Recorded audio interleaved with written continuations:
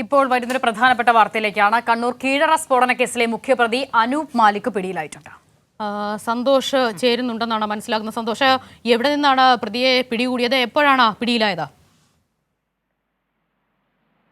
അല്പസമയം മുമ്പാണ് കാസർഗോഡ് ജില്ലയിലെ കാഞ്ഞങ്ങാട് വെച്ച് ഈ അനൂപ് മാലിക്കിനെ കണ്ണപുരം പോലീസ് പിടികൂടിയിരിക്കുന്നത്. ഈ സ്ഫോടനത്തിന് ശേഷം ഈ അനൂപ് മാലിക്കിനെ പിടികൂടാനുള്ള ശ്രമത്തിലായിരുന്നു പോലീസ്.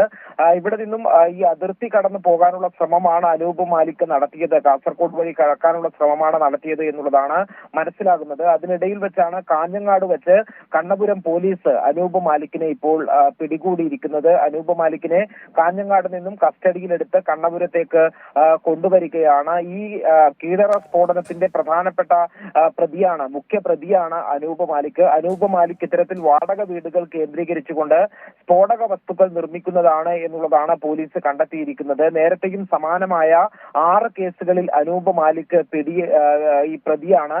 ഈ 6 കേസുകളും സ്ഫോടന കേസുകളാണ്. പലതരത്തിലുള്ള സ്ഫോടക വസ്തുക്കൾ, ഉത്സവങ്ങൾക്കും മറ്റും ഉപയോഗിക്കുന്ന വലിയ ഗുണ്ടുകൾ, അതുപോലെയുള്ള സ്ഫോടക വസ്തുക്കളാണ് വാടക വീടുകൾ കേന്ദ്രീകരിച്ച് ഈ അനൂപ് മാലിക് നിർമ്മിക്കുകയും അത് ആവശ്യക്കാർക്ക് എത്തിച്ചു നൽകുകയും ചെയ്യുന്നത്. അത്തരത്തിൽ ഒരു ഈ സ്ഫോടക വസ്തു നിർമ്മാണത്തിനിടെയാണ് കീഴറയിൽ ഈ സ്ഫോടക വസ്തു പൊട്ടിത്തെറിച്ച് ഇന്ന് പുലർച്ചെ 2 മണിയോടുകൂടി ഉഗ്ര സ്ഫോടനം ഉണ്ടാവുകയും ഒരാൾ മരിക്കുകയും ചെയ്തത്. അനൂപ് മാലിക്കിന്റെ ബന്ധു കൂടിയായ മുഹമ്മദ് അഷാമാണ് ഈ കീഴറയിൽ ഉണ്ടായ സ്ഫോടനത്തിൽ മരിച്ചത്. പോലീസ് നടത്തിയിട്ടുള്ള വിശദമായ പരിശോധനയിൽ ഈ വീടിനകത്ത് സ്ഫോടക വസ്തുക്കൾ നിർമ്മിക്കാൻ ആവശ്യമായിട്ടുള്ള ഉപകരണങ്ങളും അതോടൊപ്പം തന്നെ ഈ സ്ഫോടക വസ്തു നിർമ്മിച്ചതിന്റെ തെളിവുകളും എല്ലാം തന്നെയും ലഭിച്ചിരുന്നു. ഏതായാലും അനൂപ് മാലിക്കിൽ നിന്നും നിർണായകമായിട്ടുള്ള വിവരങ്ങൾ പോലീസിന് ലഭിക്കാനുണ്ട്.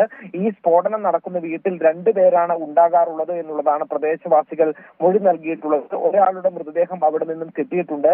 മറ്റുള്ള ഈ ഒരാൾ രണ്ടാമൻ ആരാണ് എന്നത് ഉൾപ്പെടെയുള്ള വിവരങ്ങൾ അത് അനൂപ് മാലിക് തന്നെയാണോ എന്നുള്ള കാര്യത്തിലും വ്യക്തത വരേണ്ടതുണ്ട്.